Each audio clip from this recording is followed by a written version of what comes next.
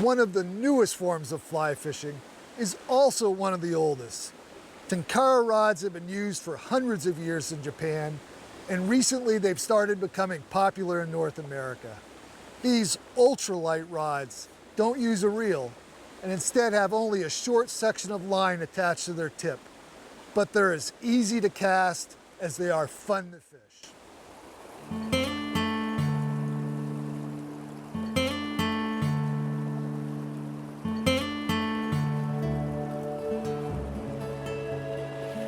To learn more, I joined Tenkara enthusiast Bill Whitehair of Duxbury. It was a hot, dry summer, so we headed to a mountain stream in central Vermont in search of cool water and wild brook trout. It's very simple. Light line, it lands softly. There's no line splash. No disturbance when you pick your line up off the water. That's the way fly fishing was done for hundreds of years before they started lines and making reels and putting guides on rods. Tenkara is Japanese for from heaven. Fly lands so softly on the water. It's as if it was from heaven. And it's so delicate. You know, when you hook a fish on a light Tenkara rod, you feel every shake of the head, everywhere that fish wants to go. And it can actually fight the Tenkara rod with no problem. You know, you catch a fish 5 or 6 or even 7 inches, and you've actually got a fight on your hands. It's not just pulling it over and unhooking it. That's a Tenkara rod. It weighs 0.6 ounces. this is a telescoping rod, so we're gonna extend it. Exactly. 0.6 ounces. 0.6 ounces. This is about as heavy as a pencil. Yeah. It's hard to believe it's a fishing rod. So a Tenkara rod has this little red thread on it. It's called a lilian. To attach our line to it. Is that looped? Nope. Yeah, nope. Just a straight piece of yarn. And about how much line will I be using? Right now it's set up for about the length of the rod, so about 8 feet of line. All right. I find that level line is the easiest. It doesn't pick up any water. Right. There's no line splash. There's no droplets of water flying around while you're casting. So to attach your Tenkara line to the lilian, this is just a slip knot. Right. And it's got a little second stopper knot so it doesn't pull all the way through. Pull it snug, and that's on there for the day. And that won't come loose even with a I've decent caught fish. 20-inch with rainbows and browns. Really? And it won't come loose. Now we're down to our tippet. So all you do is set this up on your rod and you're ready to go. You cast it exactly like you would cast a fly rod. No trick to it at all. Well, you have great control of your line in these little pools. Yep, you've got a long rod, short line. You're going to keep your line right off the water. Just your fly and your tippet are in the water. Just once the fly's in there, pick that. Oh! That did not take long. That is an absolute tiny little brook trout. There's a lot of those in here. A baby, but absolutely wild little brookie. And I want to keep him out of the water. And not the biggest trout, but that is an exquisite little wild brook trout. Well, I will say that's a little trout, but an auspicious start. So let me try this pool right here. All right. When I'm fishing upland brook trout stream, I'm going to fish upstream. I may walk the banks a little bit to look down in, see what I'm getting into. Depends on what the light situation is. You're using natural cover, you're standing behind rocks, keeping in the shadows, keeping your profile down.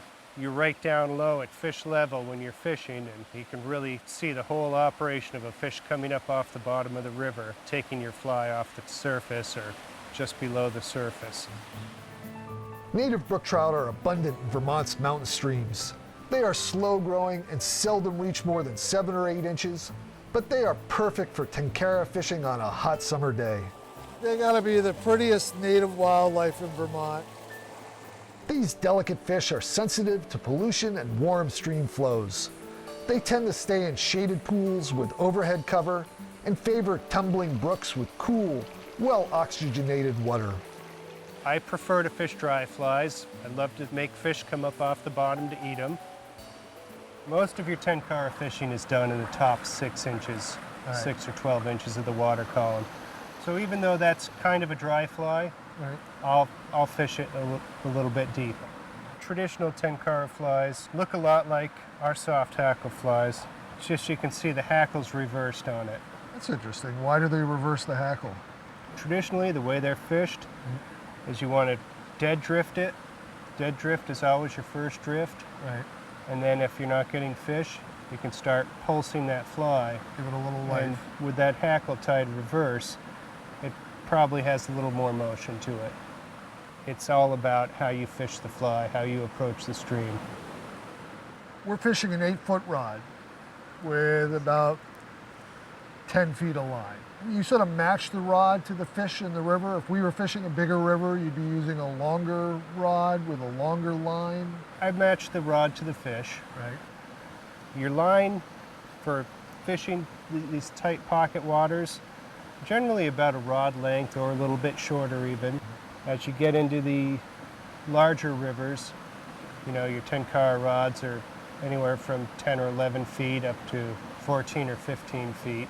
I find that between 12 and 13 feet is a pretty happy medium for most of what I fish. Well, approaching from downstream, staying low, pretty important. Because Definitely. you can't get back from these pools and make a longer cast. Exactly. And that's one of the things when I switched to Tenkara that really taught me just how many fish I was spooking. I've been really amazed at some of the fish that I would have walked over in the past. Because Tenkara equipment is so light and compact, it is ideally suited for fishing small mountain streams. There's a little one. The telescoping rod I used collapses to 1 foot and is easily stowed in a backpack. That's about 3 or 4 inches. I never thought fly fishing was too complicated anyway. This is just an incredibly effective way to fish. There's no mending of your line. In a sense, it's just fly fishing, but the gear is scaled way back. Because it is so simple, Tenkara is a low-cost way to get into fly fishing. Perfect. Yeah. Just a beautiful, beautiful little fish. Probably weighs as much as the rod I'm fishing, which is not saying a whole lot. A basic Tenkara rod usually costs less than $100, a bargain compared to many fly rods. The joke is you'll never forget your reel. One fly is all you need, and one length of line. You get a little bit more accurate with that line, casting a set length. Tenkara is easy to learn. Seasoned fly anglers pick it up in a couple of casts, and beginners can usually get the hang of it quickly. But Tenkara requires a more stealthy approach when fishing. Tenkara definitely levels things out. There's a certain limitation to it that forces you to improve on your Streamcraft, to get close to the fish, to catch them. You've got a long rod. You can get drifts that you could never get with a fly rod. It's definitely made me a better fisherman. Tenkara forces you to slow down and really pay attention to what you're doing.